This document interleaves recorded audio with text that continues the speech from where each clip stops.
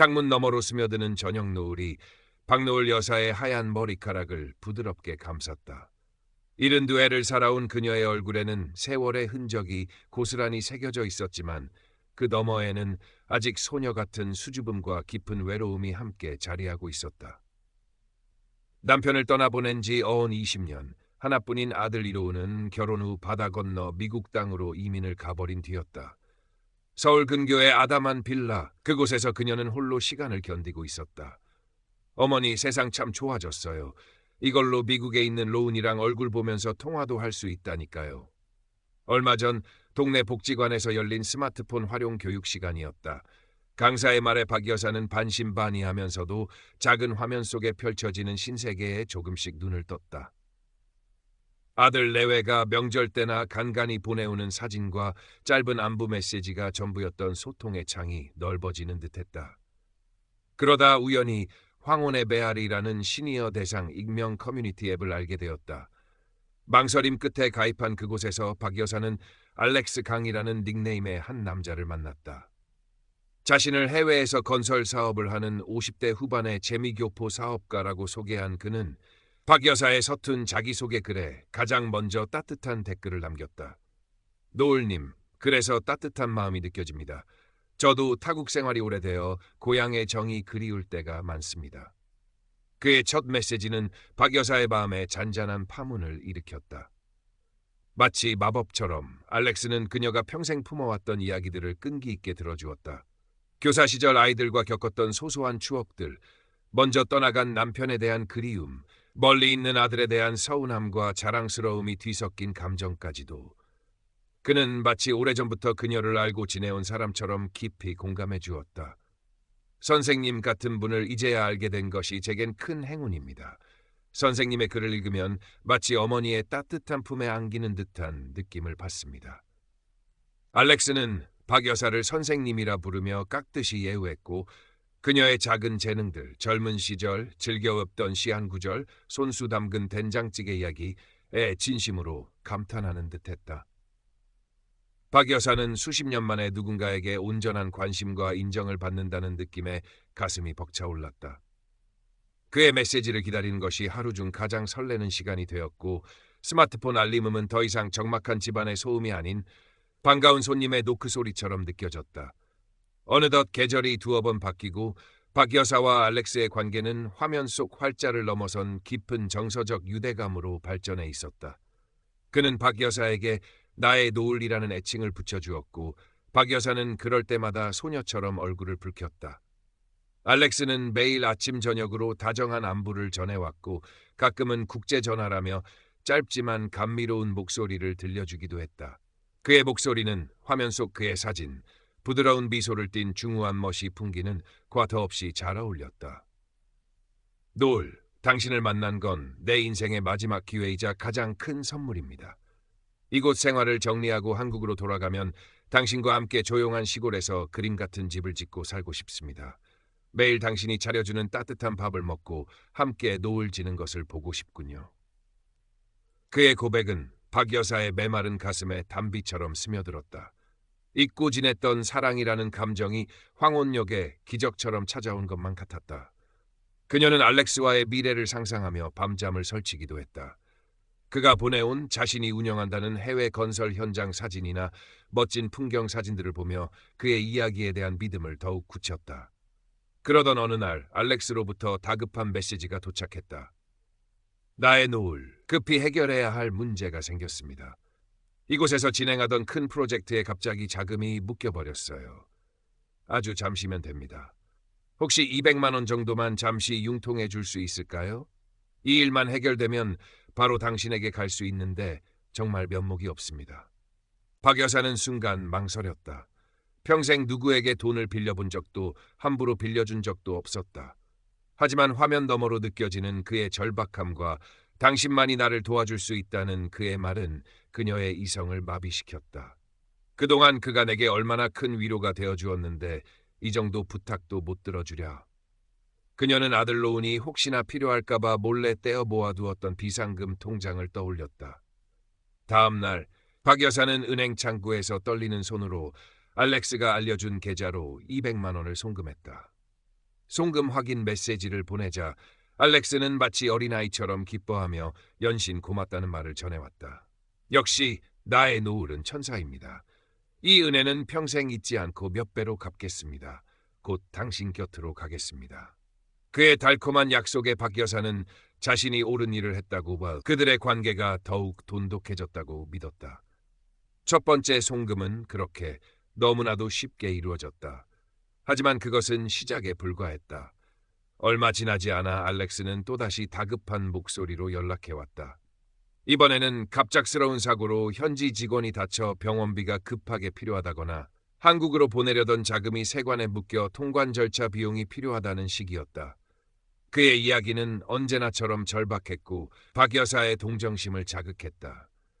박 여사는 처음에는 주저했지만 이것만 해결되면 이라는 그의 반복되는 약속과 간간히 들려오는 그의 지친 목소리에 마음이 약해졌다.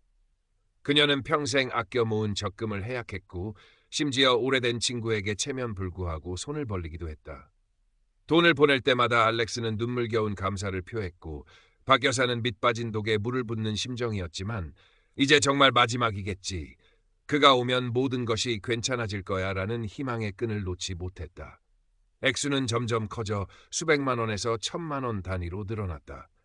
박 여사의 통장 잔고는 빠르게 줄어들었지만 알렉스와의 메시지는 더욱 빈판해졌다. 그는 마치 박 여사의 모든 것을 알고 있다는 듯 그녀가 가장 듣고 싶어하는 말들을 속삭였다. 당신을 실망하게 하지 않겠습니다. 우리의 미래를 위해 조금만 더 힘을 내주세요. 박 여사는 그 말들을 부적처럼 여기며 위안을 삼았다. 그러는 동안 멀리 미국에 있는 아들 이로우는 어머니의 변화를 감지하고 있었다. 예전 같으면 살갑게 안부를 묻던 어머니가 언제부턴가 전화를 잘 받지 않거나 받아도 뭔가 숨기는 듯한 느낌을 주었다. 돈 문제로 예민해진 모습도 여러 번 보였다. 어머니, 요즘 무슨 일 있으세요? 목소리가 안 좋으세요. 그리고 혹시 누구한테 돈 빌려주신 일 있으세요? 로운의 걱정 어린 물음에 박 여사는 화들짝 놀라며 손사래를 쳤다. 아니다. 아무 일 없다. 그냥 아는 사람이 좀 어렵다고 해서 아주 조금 보태준 것뿐이다. 신경 쓰지 마라.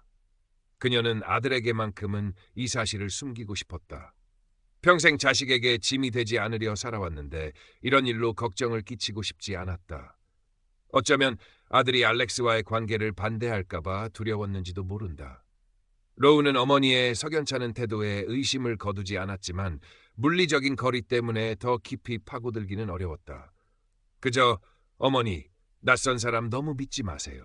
세상 흉흉해요라는 원론적인 당부만 반복할 뿐이었다. 어머니와 아들 사이에는 보이지 않는 벽이 생기기 시작했다.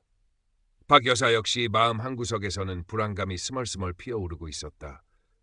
늦은 밤 홀로 스마트폰을 들여다보며 인터넷 뉴스에서 로맨스 스캠이라는 단어를 검색해보기도 했다.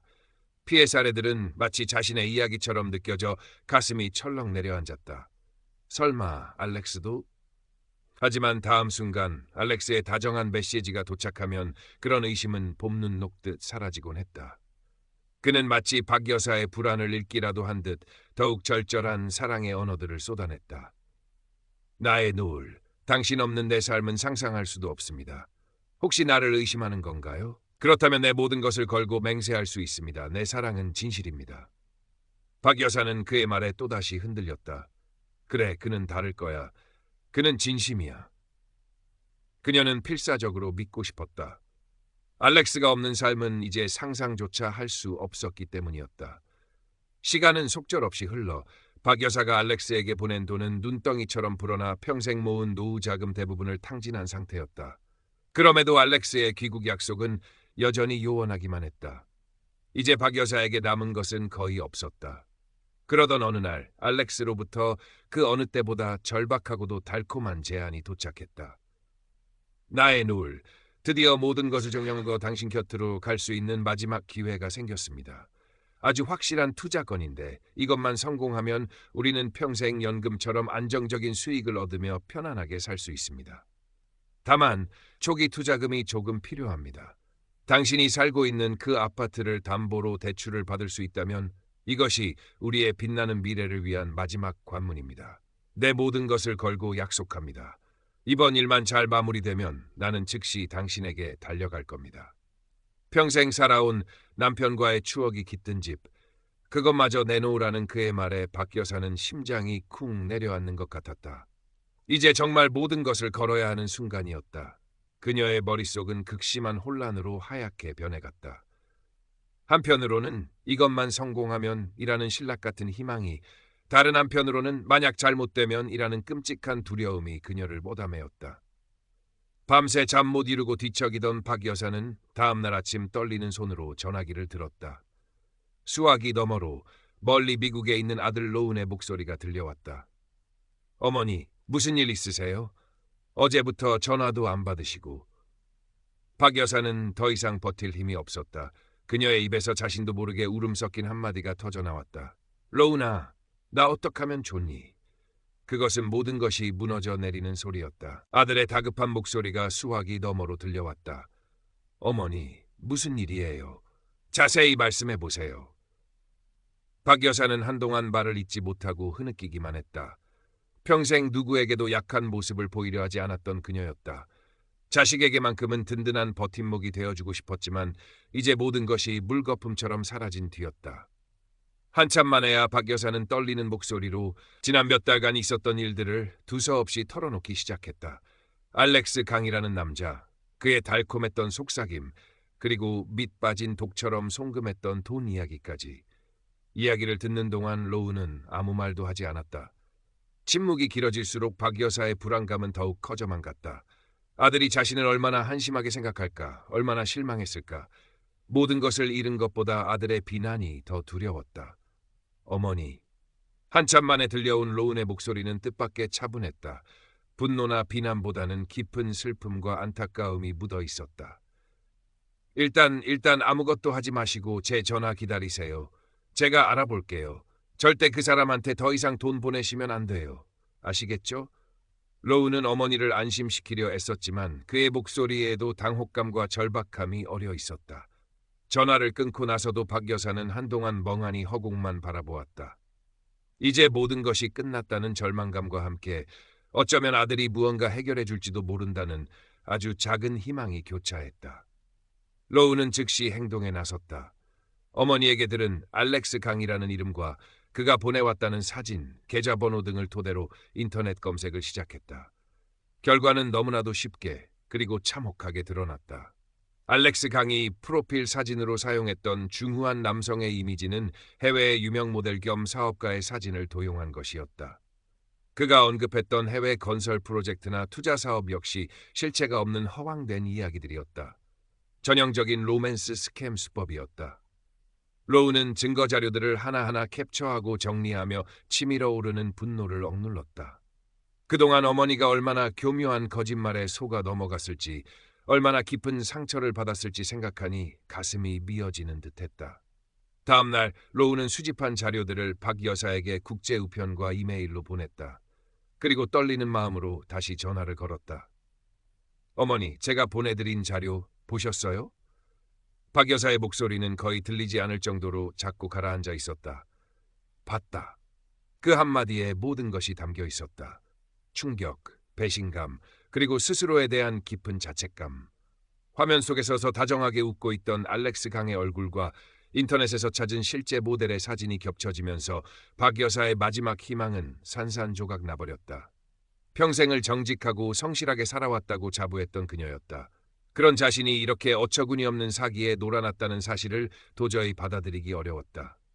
내가 어쩌자고 그런 놈에게. 박 여사는 끝내 오열하고 말았다. 남편을 여의었을 때도, 홀로 아들을 키우며 힘든 세월을 보낼 때도 이렇게 서럽게 울어본 기억이 없었다.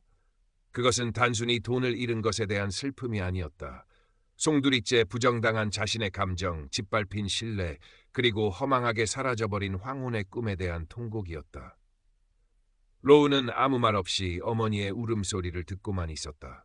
어떤 위로의 말도 지금 이 순간 어머니의 절망을 달래줄 수 없다는 것을 알기에 그저 어머니가 실컷 울고 난 뒤 다시 일어설 수 있도록 곁을 지켜주는 것이 아들로서 자신이 할 수 있는 최선이라 생각했다.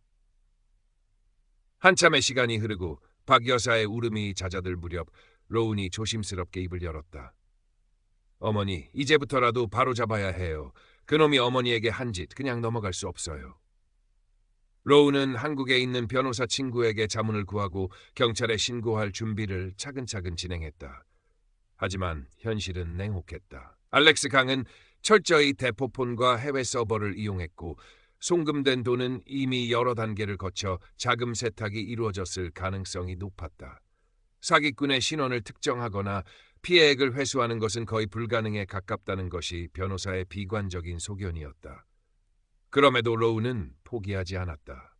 어머니가 주고받았던 메시지, 통화 기록, 송금 내역 등 모든 자료를 정리하여 경찰에 제출했다. 비록 범인을 잡지는 못하더라도 최소한 다른 피해자가 발생하는 것을 막는 데 도움이 될 수도 있다는 생각에서였다. 그리고 무엇보다 어머니가 스스로를 너무 자책하지 않도록 그녀가 바보 같아서 속은 것이 아니라 상대가 그만큼 악랄하고 교묘했음을 알려주고 싶었다. 박 여사는 한동안 깊은 우울감에서 헤어나오지 못했다. 밤에는 잠을 이루지 못했고 낮에는 멍하니 창밖만 바라보았다. 사람들을 만나는 것도 외출하는 것도 두려웠다. 평생 자부심을 갖고 살아왔던 자신의 삶이 한순간에 무너져 내린 것 같았다. 나는 왜 살고 있는 걸까? 극단적인 생각마저 그녀를 괴롭혔다. 로우는 매일같이 어머니에게 전화를 걸어 안부를 묻고 끊임없이 위로와 격려의 말을 전했다. 어머니 잘못이 아니에요. 누구라도 당할 수 있었어요. 저는 언제나 어머니 편이에요. 그의 진심 어린 목소리는 박 여사의 꽁꽁 얼어붙었던 마음에 조금씩 온기를 불어넣었다. 어느 날 로우는 어머니에게 작은 제안을 했다. 어머니, 혹시 비슷한 경험을 하신 분들과 이야기를 나눠보는 건 어떠세요? 혼자 끙끙 앓는 것보다 서로 위로가 될 수도 있을 거예요. 로우는 인터넷을 통해 로맨스 스캠 피해자들을 위한 온라인 자조 모임을 찾아냈고 박 여사에게 조심스럽게 권했다. 처음에는 망설이던 박 여사도 아들의 간곡한 설득에 마지못해 한번 참여해보기로 했다. 익명으로 진행되는 화상 모임에서 그녀는 자신과 비슷한 아픔을 가진 사람들의 이야기를 들으며 눈물을 흘렸다. 그리고 처음으로 자신의 이야기를 조금씩 꺼내놓기 시작했다. 서로의 상처를 보듬고 공유하는 과정 속에서 박 여사는 자신이 혼자가 아니라는 사실을 깨달았다. 그리고 아주 조금씩, 아주 천천히 상처 입은 마음을 추스를 용기를 얻기 시작했다. 계절이 다시 한번 바뀌어 싸늘한 바람이 창문을 두드리는 늦가을 저녁이었다. 박 여사는 오랜만에 스마트폰 대신 두꺼운 시집을 꺼내들었다. 젊은 시절 밑줄 그어가며 읽었던 윤동주의 시였다. 죽는 날까지 하늘을 우러러 한 점 부끄럼이 없기를